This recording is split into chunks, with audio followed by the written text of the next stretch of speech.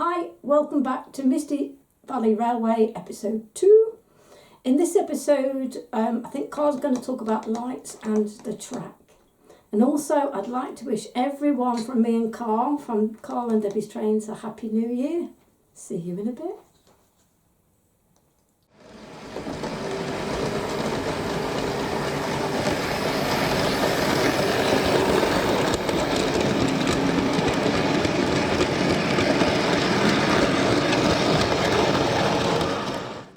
Hi there, welcome back to Carl and Debbie Trains, and this is Misty Valley Railway again. So I want to talk to you a little bit about lighting. So whenever I've been doing filming around the layout, I've always been moving a set of lights around. One of these to be precise. I had two, one broke. It just means that filming takes a little bit of time. It fails to create that scene. I've only got white light and there's only so much I can do with that.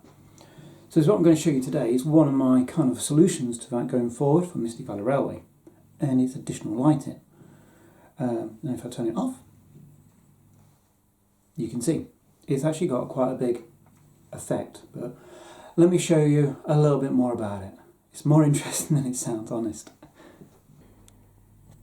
Okay, so here you are. You can see the lighting I've got. It's quite a cheap one from B&Q. It's one of these multicoloured ones, and it does the whole range, as you would imagine. So, kind of yellow, white, the blue. I like the blue. But then there's all the usual kind of effects you can do, and these are usually for like display cabinets and things. But like I say, my plan is to have one on each side of the room. Let's stop that, cause that's, to allow me to control the lighting a lot more than I've ever done before.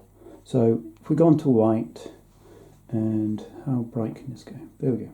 It can get very bright, and let's have a look down on the layout about the differences that gives me. Okay, so this is night time. I've just got a little blue light to kind of give it a bit of a moon cast, and if I'm running locos with lights, this should look rather nice, and so we can just change that a little bit just to give it some definition of what it is.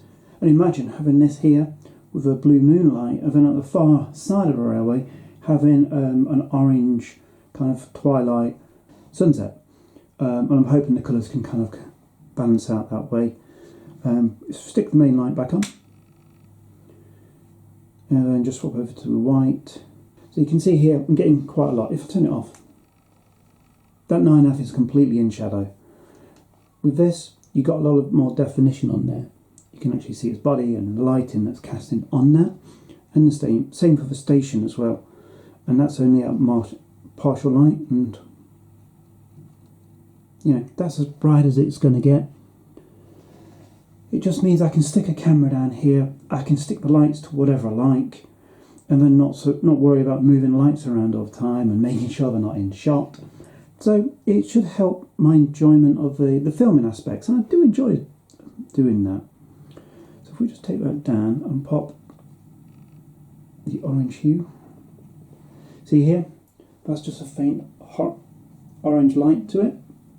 Again, it's going to allow me to change the dynamics of the lighting on, at hand. And you get one of these nifty little controllers with it. It does exactly what it needs to do. Nothing too fancy. Let's have a look how I've mounted it, because that's a barrel of laughs. But all I've done is create myself like a cardboard triangle to give it some strength, and it's just angled down slightly based on the angles of my shelving units, which is currently a little village almost. The idea is it's not permanent.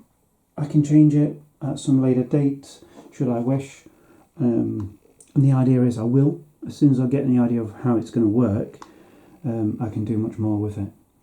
But there you go. Thought you might like that. It's a little bit different. One day when I get the other side done as well, we should hopefully see the benefits of it. Okay, so the next thing I just want to show you, and it's kind of like sharing it with people, but it's also marketing history for Debbie and myself, so we know when we got certain items. So the next thing I'm going to show you is basically what we got for Christmas, either through ourselves or through friends. So first of all, I want to show you this Hornby crane. So we actually picked her up at the Greatest Gathering event from Footplate. It was a really good price. It was only £40. So we got her. We've kept her. Because I didn't really have a layout, we decided to save her until Christmas, and here she is, and she looks fabulous. I do have a red one somewhere. I need to find her and compare them. So the next batch is from a friend of mine, so thank you very much. You know who you are. These are all EWS, as you can see. One of particular I do like is the Queen Mary brake van. Now this is incredibly heavy for a model, so it's perfect for a brake van, and she looks splendid in the EWS colours. I need to do a bit of research to work out why EWS needed a heavy brakes van when they're mostly diesel. Well, they were diesel at that time, so technically they shouldn't have needed any brakes vans. So that's a story I need to discover. Okay, so the next thing I want to show you is this beautiful crane. It's only a 12-ton crane. As you can see, it's modern. It's what's known as a yob, and it's diesel hydraulic, and it's produced by EFE. Very well done. I've had no trouble with her running. She's heavy enough to keep on the track. In fact, she's very heavy. So these came out last year, last year, maybe the year before, I don't know. I'm sure you'll get to see her plenty of times on my railway, so keep an eye out for her in the future.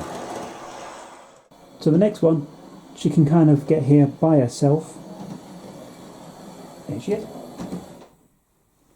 Yay, stop and shop. So she's Daphne.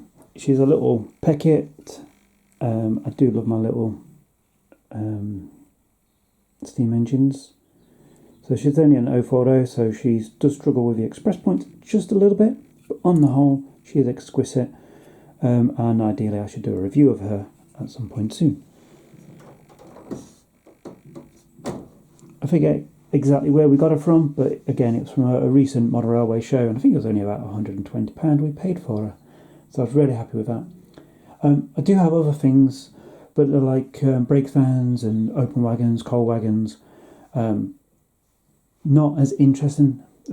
What I've shown you is the best I've got. So I hope you enjoyed those. I hope you enjoyed the experience, and you're definitely going to see some of these again very soon on this layout. Right, hello there. So I just wanted to show you I've started to do some of the wiring. So here I've got 2 tracks on top.